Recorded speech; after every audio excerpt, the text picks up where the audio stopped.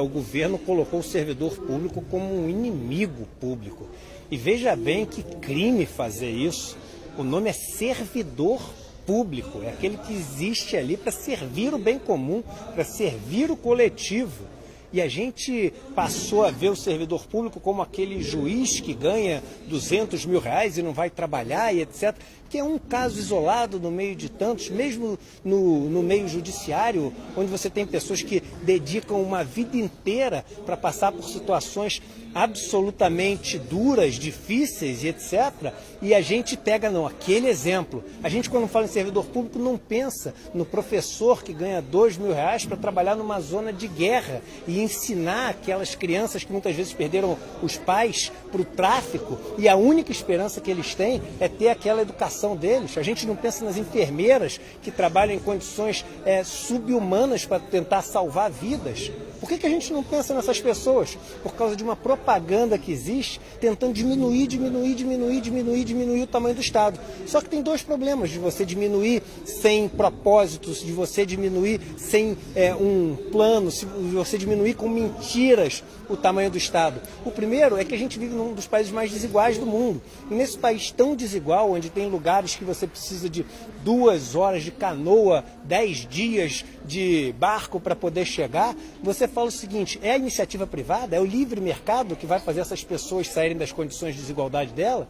É o livre mercado que vai entrar para dar saneamento, educação e saúde para as pessoas mais pobres? E quando for dar, será que vai dar dando para elas uma independência na vida delas, ou vai só criar amarras para elas ficarem cada vez mais dependentes, como os bancos fazem através dos juros, por exemplo? Um país que é cheio de escravos financeiros, pessoas que compram uma televisão, um sofá, gastam R$1.000, quando forem ver vão ter pago R$5.000 já de parcela e devem 40 mil e vão ter que trabalhar por resto da vida para pagar juros de uma coisa que comprou. É nessa iniciativa privada que a gente vai confiar o futuro do país mais desigual do mundo? Então esse é o primeiro grande problema. E o segundo é o seguinte: a arrecadação vai continuar sendo a mesma. E aí o seguinte, o dinheiro vai entrar no governo. Já que não sai mais para tudo isso que a gente está cortando, a pergunta deve ser: vai para onde? Alguns vão falar: vai para os investimentos. Será que vai? Pesquisa bem se vai. Ou vê se ele não vai para os juros da dívida brasileira. Se você somar o que a gente tem de custo de juros da dívida pública federal brasileira, mais as amortizações, é R$1 trilhão por ano. E não é só os juros, é o quanto você tem que pagar de dívida que está vencendo. R$1 trilhão por ano, que vai parar na mão de pessoas muito ricas, e essas pessoas muito ricas fazem o que com esse dinheiro? Compram mais dívida, para aumentar essa bola de neve e fazer com que esse sistema cada vez sugue mais o dinheiro, que principalmente vem dos impostos pagos pelos pobres, que são os impostos sobre consumo no Brasil.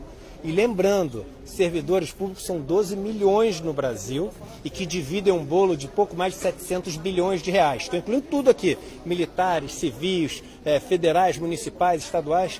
Eles dividem esse bolo de 700 bilhões, 12 milhões de pessoas. As 200 famílias mais ricas do Brasil, está na Forbes, na última edição, elas no ano passado aumentaram a fortuna em 230 bilhões de reais. Um grupo que é 60 mil vezes menor em tamanho e que ganhou 3 vezes menos só. Quem são os verdadeiros vilões do Brasil? Então, ao invés de demonizar o serviço público, vamos voltar a acreditar que o serviço público pode fazer desse país verdadeiramente uma nação com oportunidades mais iguais. Cobrar sim a eficiência, cobrar sim a modernidade do serviço público, cobrar sim o serviço de qualidade. As pessoas já são de muita qualidade, mesmo quem critica o serviço público fala nos relatórios que, olha, a qualidade deles é maior do que da iniciativa privada. Mas, além de cobrar tudo isso, vamos valorizar.